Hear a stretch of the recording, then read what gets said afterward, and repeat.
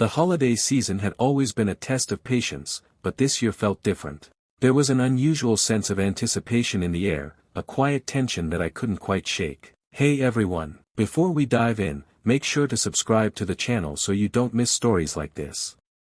Now, let's start today's story. I had spent the past month meticulously planning the perfect Christmas dinner, and this time, I was determined it would be nothing short of magical. I envisioned a feast that would reflect not just tradition, but the love and care I had poured into every detail. There was the roast, perfectly seasoned, golden, and juicy. Cranberry sauce, fresh and tart, sat ready to complement each dish. Bread, still warm from the oven, gave off a scent that could make a house feel like home. And then there was the trifle, layered so decadently that I imagined angels peering down from above, eyes glistening, quietly weeping at its richness. My tiny apartment had transformed into a haven of holiday magic, filled with the smell of cinnamon, roasting meat, and the subtle sweetness of baked desserts. I could already picture my family's faces when they stepped through the door, smiling, surprised, delighted. The invitation I had sent out was simple, almost casual: come to my place for Christmas dinner. Let's celebrate together. It was heartfelt, with no hint of expectation beyond shared joy. I had hoped for an intimate evening, just the family, a gathering that would feel warm and personal rather than extravagant or showy. What I didn't anticipate, however, was how their reactions would turn what I had imagined as a beautiful evening into a personal battlefield. I remember the moment clearly. Aunt Beatrice, the self-proclaimed queen of unsolicited critiques, was the first to arrive. She stepped in, inhaling deeply, and then wrinkled her nose with all the subtlety of a critic at a gallery opening. "Is that, from scratch?" she asked, her tone dripping with disbelief, as if she had just uncovered some amateurish deception. Uncle Tom followed shortly after, his entrance loud and boisterous. He had that uncanny ability to make every statement feel like a verdict. "I prefer my dinners as they are," he announced, waving a hand toward my lovingly arranged spread. "Not some Pinterest fantasy." I laughed it off, attempting to keep my cheer intact. My younger cousins, who I had always considered my allies, smirked as they took their seats. I tried to meet their eyes with encouragement, but their expressions were sharp, teasing, judgmental. Even my carefully arranged centerpiece, a modest Christmas tree tucked into a vase of holly, was met with condescending commentary. "Quaint," one of my cousins said. "A little sad, don't you think?" The words, though lightly spoken, cut deeper than any insult I had expected. Then came the roast. Oh, the roast. I had spent hours basting it, seasoning it meticulously, and ensuring it emerged from the oven with a perfect golden crust and tender interior. It was more than just food, it was the embodiment of my care, patience, and pride. I carved it carefully, presenting each slice with a smile, hoping for at least a hint of appreciation. But the laughter started almost immediately. Not polite, encouraging chuckles, but full-blown, mocking laughter that bounced off the walls of my small apartment.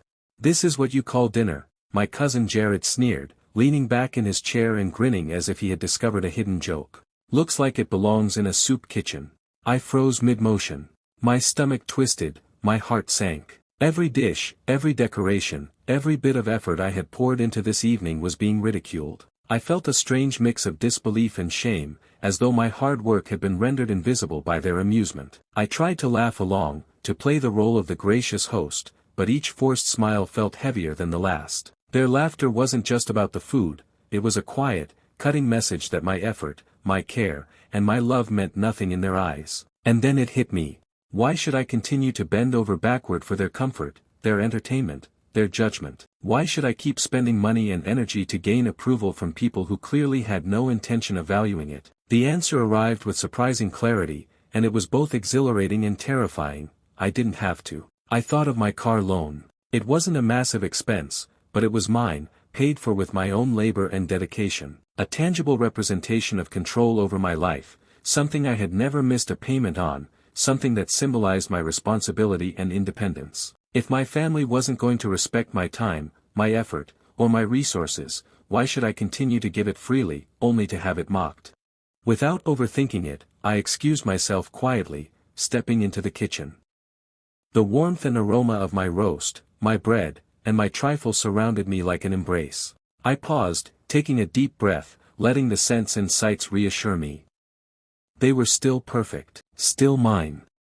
Carefully, I opened my laptop and logged into my bank account. A few clicks later, I scheduled the cancellation of my upcoming car payments. The decision felt like lightning striking, sudden and electrifying, yet also profoundly liberating. For the first time in a long while, I felt an ownership over my life that went beyond mere finances. It was about dignity, self-respect, and taking control of what I valued. The rest of the evening passed in a blur. I smiled, I nodded, I engaged in polite conversation, but the laughter of my family continued to ring in my ears. Each giggle, each snicker, served as a quiet reinforcement of the choice I had made. And by the time dessert was served, my anger had softened into something far more potent, a steady, quiet satisfaction. I had acted in alignment with my values, standing firm against ridicule and reclaiming a sense of personal agency I hadn't realized I was missing. This Christmas, I realized, wasn't about their approval or validation. It wasn't about the perfect meal, the meticulously polished centerpiece, or even the trifle that could have brought tears to an angel's eyes. It was about reclaiming control over my time, my money, my effort, and my dignity. It was about asserting that my value was not dependent on the whims or laughter of others. As the evening drew to a close, and family members began to gather their coats and bags, I made a silent promise to myself. Next year, they wouldn't have the power to laugh at me, not at Christmas, not ever. I would celebrate on my own terms, in my own way, honoring the effort, love, and care I had invested, without the need for external approval. And with that, the holiday that began as a test of patience ended as a quiet affirmation of independence, a declaration that my worth was mine to define, and mine alone. The next morning, the city outside my apartment was covered in a thick layer of frost. The streets glimmered under the early winter sun, each lamppost and rooftop coated in a delicate crystalline dusting that made the world look almost unreal. Christmas Eve's humiliation still clung to me like a stubborn shadow, but beneath it, a strange thrill pulsed, a quiet, heady exhilaration born from my small act of rebellion. Canceling the car payments had been impulsive, yes, but in that impulsiveness lay a sense of freedom I hadn't realized I craved. It wasn't merely about the money. That was a perk, a tangible consequence of my choice, but the real victory was in principle. For years, I had prioritized my family's whims, accommodating their expectations at every turn, while my own desires were quietly shelved in the corners of my mind. I had spent countless holidays bending over backward, cooking elaborate meals, decorating meticulously, and smiling through the cracks of my exhaustion, all for people who rarely acknowledged the effort or even appreciated it. And now, finally, I realized how little it mattered to them what I did, how I celebrated, or how much care I poured into something meant to bring joy. This tiny, symbolic act of rebellion, simple in execution but profound in meaning, had liberated me. I sat at the kitchen table, the steam rising from my mug of hot cocoa curling in soft, fragrant spirals toward the ceiling. I wrapped my hands around it, savoring the warmth that seeped into my palms, and contemplated the consequences of my actions. Would my parents be furious? Perhaps. Would Aunt Beatrice call, her voice sharpened with disapproval, demanding an explanation? Undoubtedly. Would Uncle Tom and the cousins mock me behind the scenes, dissecting my decision with their usual unrelenting sarcasm? Almost certainly. But none of it mattered. I had drawn a line I had never drawn before, and I understood, for the first time, that lines were not only necessary, but sacred. They were boundaries that defined where my autonomy began and the expectations of others ended. By mid-morning, the calls started. My phone vibrated on the table, and when I answered, my mother's voice trembled slightly, a mixture of worry and disbelief, as she said, "I heard about the car." "Yes," I replied calmly, deliberately slow and steady. "I decided to hold off for now." "You can't just," she began, but I interrupted before she could finish. "I can. And I did. It's my money, my choice." My voice was firm, confident, unshakable. There was silence on the line. A pause long enough to remind me that they had no power over me unless I allowed them to. I imagined her clutching the phone, hesitating, struggling to reconcile the child she had always known with the independent adult on the other end of the line. And in that moment, a wave of satisfaction washed over me. It was an odd mix of guilt and exhilaration. A tiny voice inside whispered that I was being selfish, reckless even, but a louder, stronger voice insisted that I was finally putting myself first in a world that had taught me otherwise. A simple act, canceling a car payment, had rattled the family, shifted the balance, and, more importantly, reminded me that I had the power to define my own life. I had been tired of playing the role of the accommodating child, the eager host, the one who bent over backwards so that everyone else could enjoy themselves while I quietly withered. The week following that Christmas was strange. Subtle changes rippled through my life in ways I hadn't anticipated. Phone calls rang less frequently, invitations to gatherings dwindled. Comments that once came freely, sharp, intrusive, and judgmental, were replaced with awkward silences. It was as if my small act of defiance had created waves, small at first, then steadily spreading, reshaping the dynamics of my family relationships. And yet, strangely, none of it bothered me. On the contrary, I found a quiet peace in the distance, a space in which I could breathe freely, unburdened by the constant need to appease or impress. I began to take small, deliberate steps toward reclaiming my independence. I cooked for myself without worrying about judgment, experimenting with flavors and dishes that I genuinely enjoyed. I treated myself to little luxuries I had denied for years, from a special tea I loved to a cozy blanket I had been eyeing for months. I practiced ignoring passive-aggressive comments, letting them pass over me like wind over water, unabsorbed and harmless. Each small act was a declaration: my life, my choices, my happiness. Then came a revelation that startled me with its clarity. If I had spent even a fraction of the same energy, the same care, the same dedication on my own happiness all along, perhaps the past years could have been different. Perhaps I wouldn't have wasted countless hours chasing approval from people who would never grant it freely. Perhaps I could have built a life full of joy, satisfaction, and quiet pride, without the constant shadow of judgment looming over me. One evening, I took the car out for a drive through the quiet, frost-covered streets.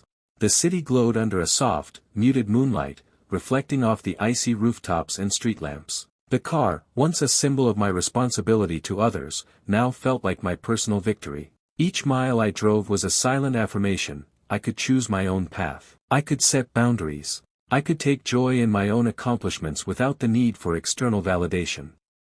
And yes, sometimes laughter, whether mocking or dismissive, was an indicator that change was needed. Not a reason for despair, but a signpost pointing toward personal growth. By the time Christmas had fully passed, the family's laughter felt like a distant echo, a sound belonging to another world. In its place settled a quiet, determined satisfaction that hummed through my veins like a slow, steady fire. Deep down, I knew this was only the beginning. The boundaries I had set, the decisions I had made, were not just about one holiday or one act of rebellion. They were the start of a new way of living, one defined by self-respect, autonomy, and clarity of purpose. And as I parked the car, stepping into my apartment filled with the lingering sense of cocoa and baked bread, I realized something profound. For the first time in years, I was truly free.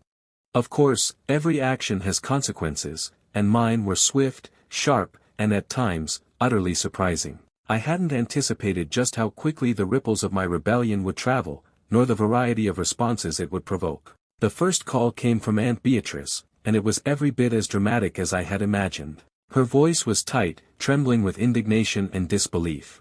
"Canceling car payments over a dinner? Really?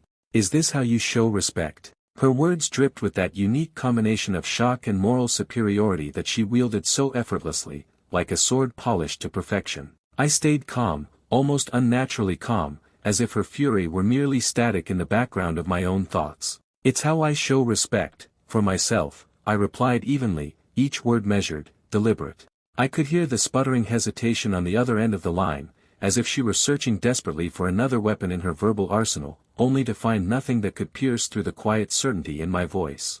Not long after, my mother called. Unlike Aunt Beatrice, her tone was softer, tinged with worry rather than outrage. "Perhaps you acted in anger," she suggested gently, her words attempting diplomacy. I let them talk. I listened politely, nodding along in my mind, and realized something important. Their words could not undo what had been done. The payments had been cancelled. The action was complete. Their arguments, their attempts at persuasion, could only scratch at the surface of a decision already firmly rooted in my sense of self. Strangely, the absence of my payment started to affect others in unexpected ways. One morning, while collecting my mail, I overheard my neighbors whispering about my reckless independence. Some voices were tinged with horror, disapproving murmurs about irresponsibility and poor planning. Others were curious, intrigued by the audacity of a simple act that defied expectation. A few even nodded appreciatively at each other as if I had done something courageous, something daring, that they had secretly dreamed of doing themselves. It was peculiar, realizing that such a small act of personal rebellion could ripple beyond my own life and provoke commentary in the outside world. Then came the oddest, most unexpected part: friends started calling. Some calls were filled with laughter and congratulations, others with incredulity and amazement. One friend admitted, almost sheepishly, that they had always wanted to do something similar, something bold, independent, but had never had the courage. I laughed, realizing that my small act, which had seemed so private and personal at the time, had emboldened others in ways I hadn't anticipated. Suddenly, the cancellation of a car payment wasn't just an act of self-respect, it was a tiny spark, igniting quiet rebellion in those around me. At work, my newfound confidence carried over in ways that surprised even me. I began speaking up in meetings, contributing ideas without hesitation, asserting opinions I had previously kept hidden for fear of ridicule. I declined unreasonable demands with polite firmness, refusing to be swept along by expectations that weren't mine to meet. And then, almost audaciously, I requested a raise, a move I had long considered impossible, something I had feared even contemplating. My colleagues noticed the change immediately. Some were impressed, perhaps even inspired, others were wary, uncertain how to respond to this new, assertive version of me. I didn't mind. For the first time, I was unapologetically prioritizing my own voice and my own ambitions, unfiltered by the shadow of judgment or fear. Meanwhile, my family's attitude began to shift subtly, almost imperceptibly at first. Invitations became less frequent, as if my absence at some gatherings was quietly accepted rather than contested. But more telling than the absence of invitations was the change in the tone of our interactions. The laughter that had once cut me down now softened into cautious respect. Comments that were previously mocking were tempered, carefully measured, as if they were testing the boundaries I had set and finding them immovable. It was as though they had realized, finally, that I was no longer the pliable person they could manipulate with ridicule, sarcasm, or passive aggression. I felt a strange, quiet satisfaction watching these shifts unfold. By the time New Year's arrived, I felt a sense of control that was unfamiliar but deeply welcome. My apartment, once a stage of humiliation and derision, had transformed into a fortress, a sanctuary of choice, independence, and quiet joy. Every dish I cooked, every decoration I placed, every decision I made was no longer designed to elicit approval or admiration. Instead, each act was a declaration of autonomy, a small yet powerful affirmation that I had the right to exist on my own terms. Even the smallest routines, the way I arranged my kitchen, the books I displayed, the music I played, became acts of self-determination, free from the influence of family expectations. And somewhere in the quiet joy of this newfound self-determination, I came to an unexpected revelation: the laughter that had once wounded me was, in hindsight, a gift in disguise. It had forced me to act, to reevaluate, to reclaim a life that I had unconsciously surrendered to the whims of others for far too long. Without it, I might have continued playing the same exhausting roles, the same unappreciated parts.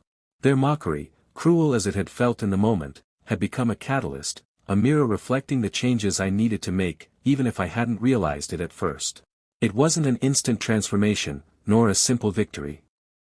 Rebuilding confidence, establishing boundaries, and reshaping the dynamics with my family were ongoing processes, fraught with moments of doubt and hesitation. Yet, with each step, I felt a steady fortification of my sense of self. I discovered that the act of standing firm in my choices could ripple outward, influencing both personal and professional relationships in ways I had never imagined. By the end of the first week of January, I could feel the tangible impact of my decision permeating my life. I walked through my apartment with a lightness I hadn't felt in years. The quiet hum of the heating system, the soft sunlight spilling across the kitchen floor, the aroma of fresh coffee, it all felt different now, imbued with a sense of ownership and autonomy. Every choice I made was a reminder that I was no longer at the mercy of others' laughter or scorn. I was finally living by my own rules, and for the first time in a long time, it felt exhilarating.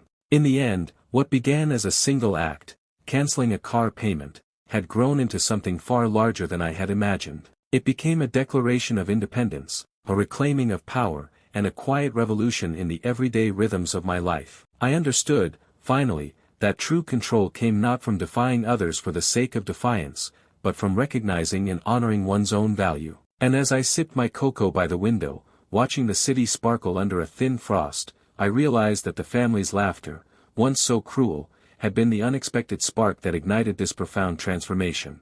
With the car payment no longer looming over me like an unyielding shadow, I found myself breathing easier than I had in years. The tension that had accompanied every decision, every financial obligation tied to others' expectations, seemed to lift, leaving a space that was entirely mine.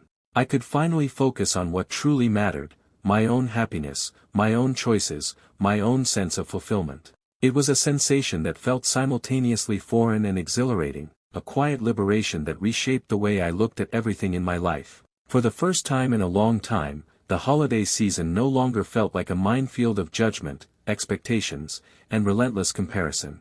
Instead, it was an open canvas, waiting for my colors, my textures, and my touch. Determined to reclaim the joy that had been denied to me the previous year, I decided to host another Christmas dinner the following year. But this time, the rules were entirely different. This time, the audience would be chosen not out of obligation, familial duty, or fear of judgment, but out of genuine connection and appreciation.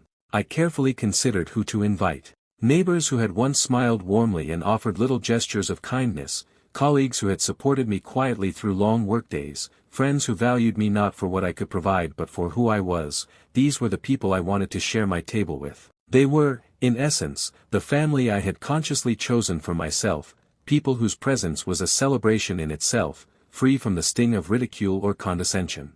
The weeks leading up to the dinner were filled with an energy I had never experienced while preparing for family gatherings. I cooked with intention, with love, and with an awareness that the effort I poured in would be met with gratitude rather than mockery. Each dish was crafted not to impress, but to delight, to nourish both body and spirit.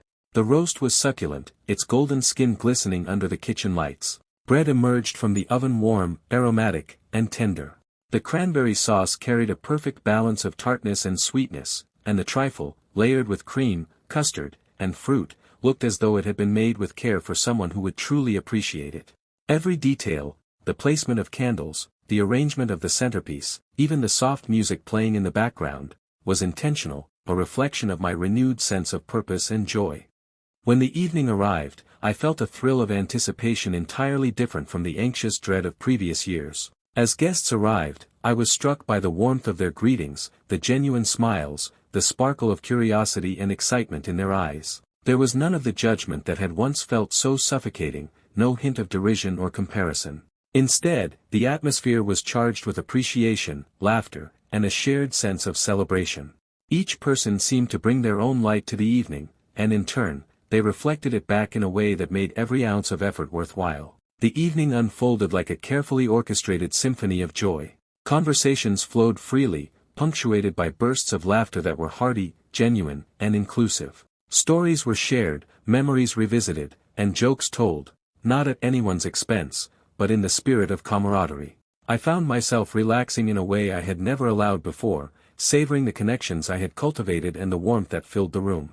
For once, I was not the anxious host, straining to meet impossible expectations, but a participant in a shared celebration, equally nourished by the joy of giving and the joy of being seen, valued, and appreciated.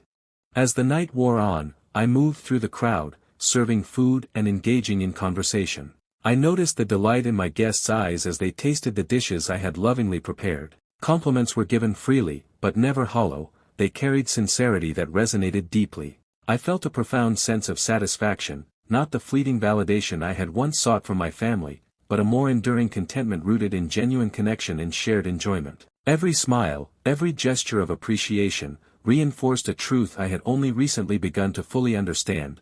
Christmas was never truly about perfection or approval. It was about connection, warmth, and celebration, the kind that arises when people come together authentically, without the weight of expectation or judgment. And then came the moment I had been waiting for, serving the trifle. As I placed it at the center of the table, I watched my guests' faces light up with delight.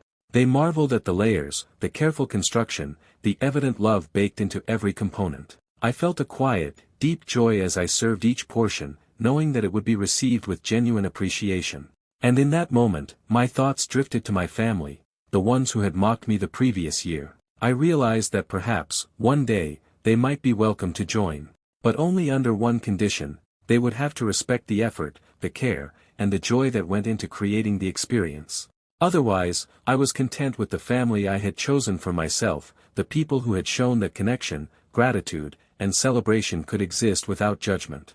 The night continued, filled with the kind of gentle revelry I had once thought impossible. Glasses were raised in toasts, laughter echoed off the walls, and for the first time, I felt entirely present, unburdened by the fear of mockery or disappointment. I realized that the lessons of the previous year, the ridicule, the anger, the cancellation of car payments, had led me to this place. My act of rebellion had been more than just a financial decision, it had been a declaration of autonomy, a step toward prioritizing my own happiness and creating the life I wanted to live. As the evening wound down and guests began to take their leave, I lingered in the kitchen, surveying the remnants of the dinner. The plates were nearly empty, but the warmth in the room lingered, a tangible reminder of what had transpired. The air was fragrant with the lingering aroma of roast and baked goods, and the soft glow of candlelight highlighted the quiet satisfaction etched into my features. I allowed myself a moment of reflection, thinking about the journey that had brought me here, from the humiliation and laughter of the previous year to this night of genuine connection and joy. I realized, finally, that Christmas was not about meeting expectations imposed by others, nor about striving for a hollow sense of perfection. It was about creating moments that mattered, celebrating with those who valued the spirit of giving and connection, and, above all, honoring my own needs and happiness. The trifle, once a symbol of meticulous effort overlooked, had become a symbol of triumph, a testament to resilience, self-respect, and the power of choice. And as I washed the final dishes and dimmed the lights, a profound sense of peace settled over me. The laughter, warmth, and gratitude I had witnessed that evening were not fleeting, they were lasting impressions, etched into the memory of a night when I had finally reclaimed Christmas for myself. And deep down, I knew that this was only the beginning. Each holiday from now on could be shaped by intention, connection, and joy, rather than fear or expectation. The lessons of the past year, the ridicule, the rebellion, the assertion of autonomy, had culminated in a celebration that was truly my own. And for that, I was infinitely grateful. By the time the next Christmas rolled around, I had fully embraced the independence I had first tasted the previous year. It was a quiet, steady confidence, one that had taken months to nurture and solidify, but now it was unmistakably mine. The memories of last year's humiliation, the mocking laughter, the sharp words, the sense of invisibility, no longer carried the same sting. In their place was a calm, unshakable sense of self-worth, a realization that I was no longer at the mercy of others' opinions. The car payments, once a looming reminder of obligation and control, were resumed, but this time on my terms. I had learned to approach responsibilities not as burdens imposed by others but as tools I could wield to maintain autonomy and security. Every transaction, every bill, every financial decision now carried a subtle but profound assertion: this is my life, and I am steering it. The family? Well, they remained a mixed bag, as families often are. Aunt Beatrice still had her sharp edges, and Uncle Tom still interjected with occasional, unsolicited opinions. Yet their laughter no longer held dominion over my emotions. I could listen without flinching, respond without defensiveness, and choose when to engage, or when to disengage. In many ways, this shift was more powerful than any financial decision I could make. I had built a kind of emotional immunity, an internal fortress of self-respect that protected me from ridicule while still allowing me to feel joy. I realized, profoundly, that people could mock, judge, or criticize, but their words only had the power I allowed them to have. And I had decided, they would no longer control me.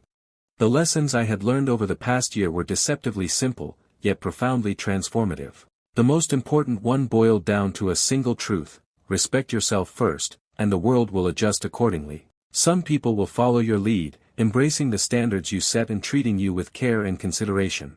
Others, unwilling or unable to adapt, will fade into irrelevance, their opinions and judgments no longer carrying any weight in your life. Laughter, I had discovered, can wound, but it can also illuminate. It can reveal the cracks in our lives, the boundaries we have failed to establish, and the courage we need to assert ourselves. What had once been a source of pain became a compass, pointing me toward action, independence, and self-realization. As the holiday approached, I felt a sense of anticipation entirely different from any previous year. The anxiety that had once accompanied preparations, the fear of judgment, the tension of trying to appease everyone, the internalized pressure to create perfection, was replaced with a serene excitement. I chose my guests with intention, inviting neighbors, friends, and colleagues who valued presence over pretense, connection over critique. These were people who appreciated effort, who understood that a meal prepared with love was a gift, not a performance. Their presence was not only welcome but affirming, reinforcing the principles I had come to live by: authenticity, respect, and shared joy. The kitchen became my sanctuary as I prepared for the evening.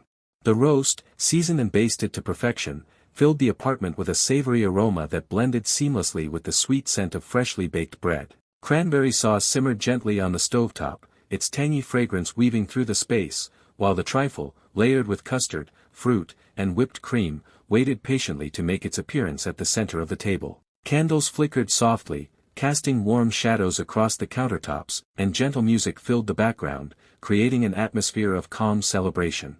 I moved through the preparations with a sense of peace and purpose I had never known before, savoring the process rather than rushing toward an imagined finish line. When the first guests arrived, I was struck by the warmth and sincerity of their greetings. Smiles, hugs, and laughter greeted me, not the laughter of mockery, but the music of shared joy. The room seemed to hum with appreciation, a resonance I had rarely experienced in family gatherings. Conversations flowed effortlessly, stories were exchanged freely, and the energy was light, genuine, and inclusive. I felt a sense of presence I had never allowed myself to enjoy before, fully immersed in the moment, unburdened by the need to anticipate judgment or manage perception. The evening became a celebration not only of the season but of the personal victories and self-affirmation that had carried me to this point. Serving the dishes, I noticed the delight in my guests' eyes as they tasted each item. Compliments were offered with warmth, and gratitude was expressed freely. The trifle, carefully layered and decorated, drew murmurs of appreciation that made my chest swell with quiet pride. I realized then that for the first time in years, I was cooking purely to share joy, not to impress, appease, or earn approval. The act itself was liberating, the response of my guests was affirming. I had learned that celebration, when rooted in authenticity and connection, was infinitely more satisfying than perfection sought for the sake of recognition. As the evening progressed, I reflected on the journey that had brought me here. The laughter of my family from the previous year, once so painful, now seemed like a catalyst, a necessary disruption that had forced me to reassess priorities, assert boundaries, and reclaim my sense of self. The embarrassment, anger, and small rebellions, canceling the car payment, setting clear limits, asserting autonomy, had led to this moment of genuine fulfillment. It was a reminder that discomfort and challenge, when met with courage and reflection, could yield profound growth and lasting satisfaction. By the time the evening drew to a close, I felt a deep, abiding sense of contentment. The apartment, now quiet save for the soft remnants of conversation and laughter, felt like a space reclaimed, not just physically, but emotionally and spiritually. Each dish, each candle, each carefully arranged decoration was a testament to the journey I had undertaken, the courage I had mustered, and the boundaries I had learned to maintain. I understood, more clearly than ever, that the spirit of Christmas was not about meeting external expectations or earning approval, it was about connection, joy, and the courage to honor oneself in the process. And as I cleared the table, wiping away the remnants of the evening, I allowed myself a smile, a quiet, knowing smile that carried the weight of a year's worth of lessons, victories, and self-discovery. For the first time, Christmas felt wholly mine. I had reclaimed not just my dignity, but the very spirit of the season itself. And in that reclamation, I found a victory sweeter than any dessert, richer than any feast, and more enduring than any approval I could have sought from others. This year, I had discovered the true essence of celebration. It was not about tradition or expectation, nor about striving for perfection or recognition. It was about honoring oneself, creating moments of joy with those who valued and respected both the effort and the intention behind it, and recognizing that boundaries and independence were not only protective but empowering. I had learned that laughter, whether cruel or kind, could teach lessons, illuminate truths, and ultimately guide toward choices that nurtured the soul rather than diminished it. As I stood by the window, watching the city lights glimmer through a gentle snowfall, I felt a profound sense of peace. I had navigated ridicule, asserted autonomy, and embraced self-respect. I had cooked with love, shared with gratitude, and celebrated with authenticity. And in doing so, I had transformed the meaning of the holiday, turning it into a reflection of my own values and joy. This Christmas, I realized, was more than a dinner, more than a tradition, it was a declaration. A declaration that self-respect, connection, and celebration could coexist, and that the power to define joy belonged entirely to me. If you enjoyed this story, don't forget to subscribe to the channel for more heartfelt stories like this. Thank you for listening, and I'll see you in the next story.